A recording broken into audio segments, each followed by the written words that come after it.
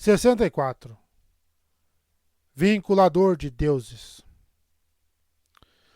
Os desacordos entre os rompecéus e os corredores dos ventos aumentaram até níveis trágicos. Imploro a qualquer um que escute isso para que reconheça que vocês não são tão diferentes quanto pensam. Da gaveta 27 e 19, Topázio. Dalinar enfiou a mão no buraco de pedra escuro onde escondera a espada de honra do assassino. Ela ainda estava lá. Ele sentiu o cabo sob a borda de pedra. Esperava sentir mais ao tocá-la. Poder? Um formigamento? Era uma arma dos arautos, uma coisa tão antiga que as espadas fractais comuns eram jovens em comparação. Contudo, enquanto a removia do buraco e se levantava, a única coisa que sentiu foi a própria raiva. Era a arma do assassino que havia matado seu irmão.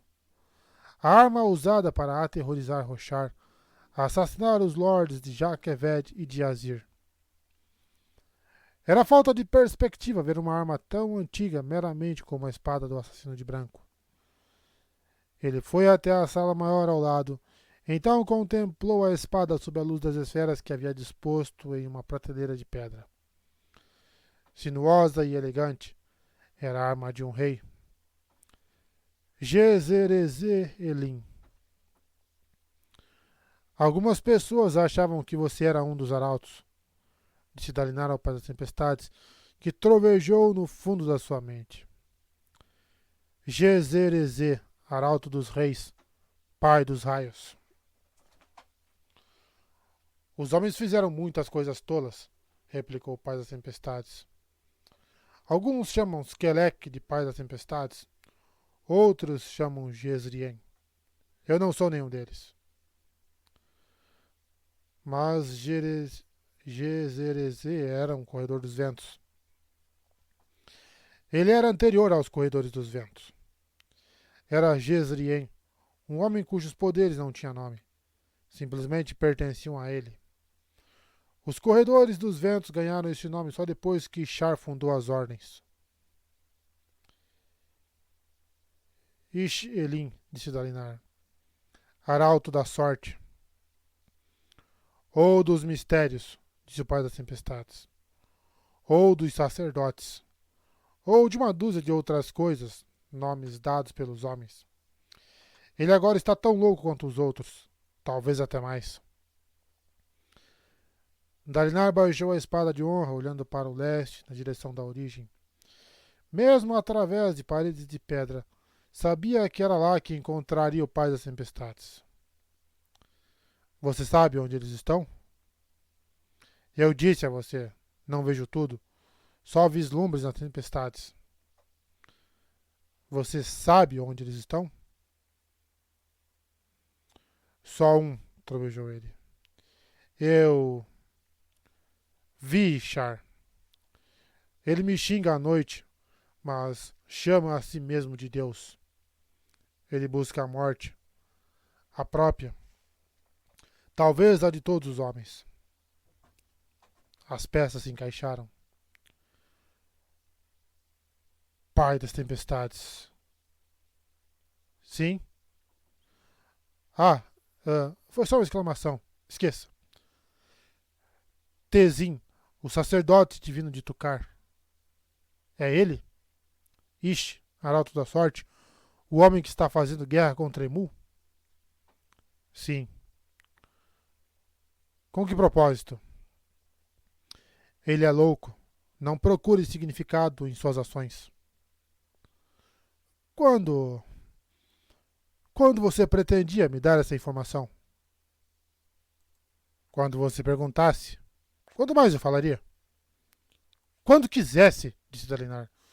Você sabe coisas importantes para as tempestades. Ele só trovejou em resposta. Dalinar expirou fundo, tentando se acalmar. Esperanos não pensavam como homens. A raiva não mudaria o que o pai das tempestades lhe contara. Mas o que mudaria? Você sabia sobre os meus poderes? Perguntou Dalinar. Você sabia que eu podia curar a pedra? Eu soube quando você fez, disse o pai das tempestades. Sim, quando você fez. Eu sempre soube. Você sabe o que mais eu posso fazer? Mas é claro, quando você descobrir, eu saberei. Mas seus poderes virão quando você estiver pronto para eles, não antes, continuou para as tempestades. Não dá para apressá-los ou forçá-los. Mas não olhe para o poder dos outros, mesmo para aqueles que compartilham seus fluxos. O destino deles não é o seu, e os poderes deles são pequenos e inferiores. O que você fez ao consertar aquelas estátuas foi uma bagatela, um truque bobo. Seu é o poder que outrora foi de Char. Antes que ele fosse o arauto da sorte, era chamado de vinculador de deuses. Ele foi o fundador do Sacro Pacto. Nenhum radiante é capaz de fazer mais do que você. Seu é o poder da conexão, de juntar homens e mundos, mentes e almas. Seus fluxos são os maiores de todos, embora eles não sirvam para serem usados apenas em combate. As palavras caíram como uma torrente sobre Dalinar, parecendo empurrá-lo para trás com sua força. Olha só, tem consequência no livro 5 desse negócio, hein? Quando o pai das tempestades terminou de falar, Dalinar percebeu que estava sem fôlego, com uma dor de cabeça chegando. Por reflexo, sugou luz das tempestades para curá-la, e a pequena câmara sombreou. Isso deteve a dor, mas não fez nada em relação ao seu suor frio. Há outros como eu por aí? Perguntou ele finalmente. Não nesse momento, e só pode haver 3 de cada vez. Um para cada um de nós. 3? Disse Dalinar. 3 esprenos que criam vinculadores. Você e Cultura são 2? O pai das tempestades chegou a dar uma gargalhada. Você teria muita dificuldade em fazer dela seu espreno. Gostaria de vê-lo tentar. Então quem? Não precisa se preocupar com meus irmãos. Eles pareciam um assunto importante, mas Dalinar havia aprendido a não insistir em um assunto. Isso só faria com que o espreno se retirasse. Pegou a espada de honra com firmeza, então recolheu suas esferas, uma das quais havia escurecido. Eu já perguntei como você renova essas coisas? Dalinar ergueu a esfera, inspecionando o rubi no centro. Já vira rubis soltos e sempre se surpreendia com o quanto eles eram pequenos. O vidro fazia com que parecessem muito maiores. O poder de honra durante uma tempestade fica concentrado em um lugar, explicou o pai das tempestades. Ele atravessa todos os 3 reinos e junta o físico, o cognitivo e o espiritual momentaneamente em um só. As gemas, expostas à maravilha do reino espiritual, são iluminadas pelo poder infinito de lá. Você poderia renovar essa esfera agora? Eu não sei. Ele pareceu intrigado. Estenda a mão. Dalinar estendeu e sentiu algo acontecer, uma fisgada nas entranhas, como se o pai das tempestades estivesse pressionando a conexão deles. A esfera permaneceu escura. Não é possível, disse o pai das tempestades. Estou perto de você, mas o poder não está. Ele ainda cavalga a tempestade. Isso era muito mais atenção do que ele costumava receber do pai das tempestades. Esperava poder se lembrar exatamente das palavras para repeti-las a Navani. Naturalmente, se o pai das tempestades estivesse escutando, ele corrigiria os erros de Dalinar. O pai das tempestades detestava ser citado erradamente. Dalinar foi até o corredor para encontrar a ponte 4. Ele segurava a espada de honra, um artefato poderoso capaz de mudar o mundo. Mas, como as espadas fractais modeladas a partir dela, a arma era inútil se deixada escondida. Essa é a espada de honra que seu capitão recuperou, disse ele para os homens da ponte 4. Os 20 e poucos homens se aproximaram, seus rostos curiosos refletidos no metal. Qualquer um que segure isso imediatamente ganha os poderes de um corredor dos ventos. A ausência do seu capitão está interrompendo o treinamento de vocês. Talvez isso, embora só um possa usá-la por vez, possa atenuar essa questão. Eles ficaram boquiabertos diante da arma. Então Dalinar estendeu-a para o primeiro tenente de Caladim, o carregador de pontes barbudo e mais velho chamado Teft. Teft estendeu a mão, depois a recolheu. Leiten, rosnou ele. Você é o nosso tormentoso armeiro. Pega essa coisa. Eu? Disse o parrudo carregador de pontes. Isso não é uma armadura. É parecido. Eu... Terrabaixistas malucos, disse Rocha, o Papaguampas, se adiantando e pegando a arma. A sopa de vocês está fria. Isso é uma questão... Isso é uma expressão que significa vocês todos são idiotas. O Papaguampas levantou a arma, curioso, e seus olhos ganharam uma cor azulada e vítrea. Rocha? Chamou Teft. Você? Segurando uma arma? Eu não vou balançar essa coisa, disse Rocha, revirando os olhos. Vou mantê-la segura, só isso. É uma espada fractal, alertou Dalinar. Vocês treinarão com elas, correto? Todos nós treinamos, senhor, disse Teft. Isso não significa que alguém desse bando não vai acabar cortando os próprios tormentosos pés. Mas suponho que podemos usar a espada para curá-los, se isso acontecer. Sigizil, monte uma rotação para que possamos praticar. Curar. Dalinar sentiu-se estúpido. Deixar passar de novo. Qualquer pessoa de posse da espada tinha os poderes de um radiante. Isso significava que poderia usar luz das tempestades para se curar? Se fosse verdade, poderia ser um valioso uso extra da arma. Não deixem que ninguém saiba que vocês estão com essa arma, disse Dalinar a eles. Imagino que possam aprender a dispensá-la e invocá-la como uma espada fractal comum. Vejam que descobrem e me mandem um relatório. Faremos bom uso dela, senhor, prometeu Teft. Ótimo. O fabrial de relógio no seu braço apitou e Dalinar abafou um suspiro. Ela havia descoberto como fazê-lo apitar? Se me dão licença, tenho que me preparar para um compromisso com o imperador a 1.600 quilômetros de distância.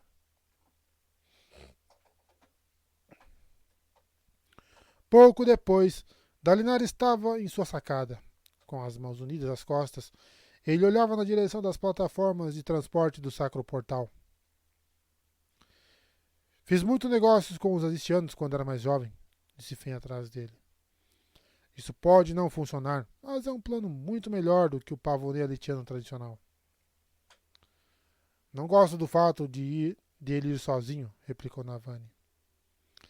Segundo todos os relatos, ele foi apunhalado no peito, levantou uma pedra com o peso de 10 homens, depois começou a reconstruir minha cidade uma pedra por vez, disse Fen secamente. Acho que ele vai ficar bem. A luz das tempestades não vai adiantar de nada se eles simplesmente o aprisionarem, disse Navani. Podemos estar enviando Dalinar para se tornar um refém. A discussão era para o bem dele. Dalinar precisava compreender os riscos. E compreendia. Caminhou até Navani para dar-lhe um beijo leve. Sorriu para ela, então virou-se e estendeu a mão para Fen, que lhe entregou um pacote de papel parecido com um grande envelope. É isso, então? Indagou ele. Todos os 3 estão aqui? Eles estão marcados com os glifos, com os grifos apropriados, disse Navani. E a telepena também está aí dentro. Eles prometeram falar em aletiano durante a reunião. Você não vai ter uma intérprete do nosso lado, já que insiste em ir sozinho? Insisto mesmo, disse Dalinar, dirigindo-se para a porta. Quero experimentar a sugestão de Fen. Navani rapidamente se levantou e tomou o braço dele com a mão livre. Eu garanto, disse ele, está em segurança. Não estará, não. Mas isso não é diferente de 100 outras vezes em que você cavalgou rumo à batalha. Aqui. Ela entregou a ele uma caixinha enrolada em tecido. Fabrial? Ah, o moço, disse ela. Sabe-se lá quando essas pessoas vão alimentar você. Ela embrulhá-la em um glifo amuleto. Dalinar levantou a sobrancelha ao ver isso e Navani deu de ombros. Mal não vai fazer, certo? Era o que parecia estar dizendo. Ela o abraçou, segurando-o por um momento a mais do que qualquer outra Letiana faria. Então deu um passo atrás. Nós vamos vigiar a Telepena. 1 hora sem comunicação sua e vamos atrás de você. Ele assentiu. Não poderia escrever para elas, naturalmente, mas poderia ligar e desligar a Telepena para enviar sinais. Um velho truque de general quando não se tinha uma escriba. Pouco tempo depois, ele seguiu a passos largos pelo platô ocidental de O Retiro. Cruzando no caminho para o Sacro Portal, passou por homens marchando informação, sargentos gritando ordens, mensageiros levando mensagens. 2 dos seus fractários, Rust e Cerugiades, homens que só possuíam armadura, praticavam com enormes arcos fractais, lançando flechas a centenas de metros na direção de um grande alvo de palha que Kaladin havia posicionado para eles em uma encosta próxima. Um número significativo de soldados comuns estava sentado segurando esferas, fitando-as intensamente. A notícia de que a Ponte 4 estava recrutando havia se espalhado. Ultimamente, ele notara vários homens nos corredores segurando uma esfera para dar sorte. Dalinar chegou a passar por um grupo que estava falando em engolir esferas. O pai da tempestade trovejou, expressando sua desaprovação. Eles fazem tudo ao contrário. Homens tolos. Não podem sugar luz e se tornarem radiantes. Primeiro precisam se aproximar da radiância e procurar a luz para realizar a promessa. Dalinar gritou para que os homens voltassem ao treinamento e não engolissem quaisquer esferas.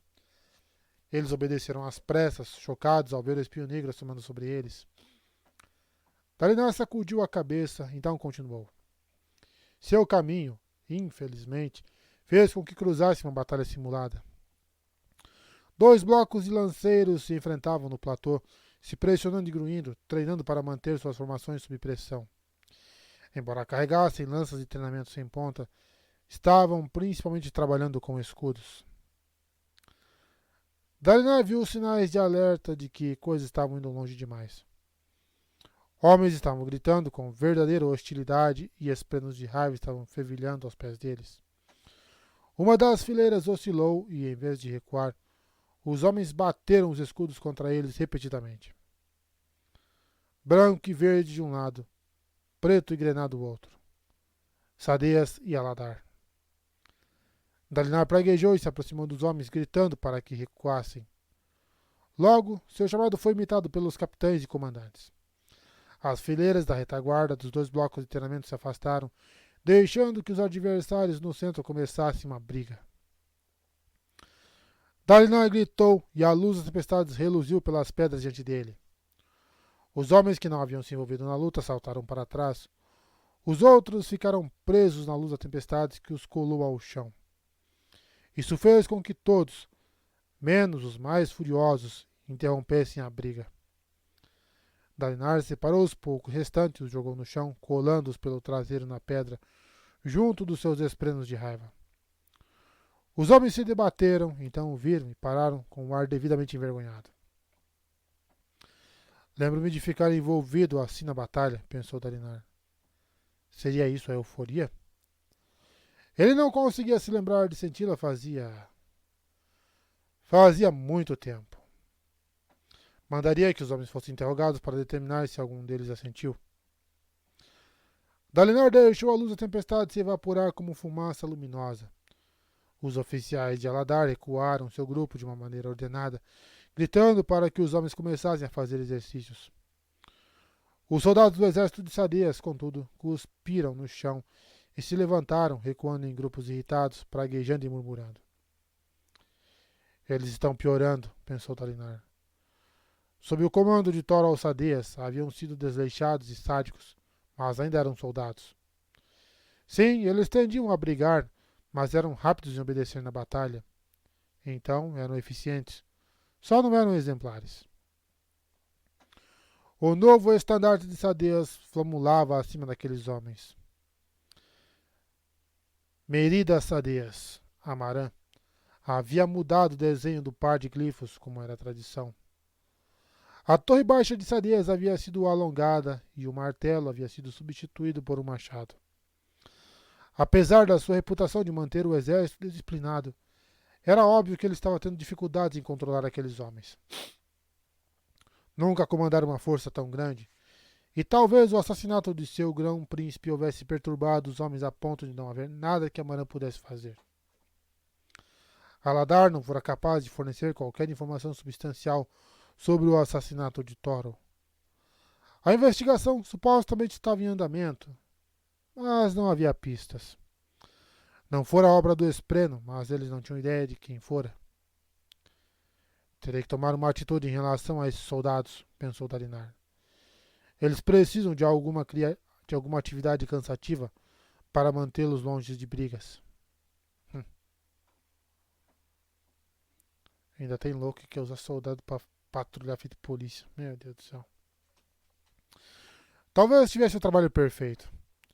Ele considerou a ideia enquanto finalmente seguia a rampa até a plataforma do Sacro Portal. Depois cruzava o campo vazio até o edifício de controle. Jasno aguardava lá dentro, lendo um livro e fazendo anotações. Por que demorou tanto? Perguntou ela. Quase houve um tumulto na área de concentração, disse ele. Duas formações de treinamento se misturaram e começaram uma briga. Sadeas? Dalinar assentiu.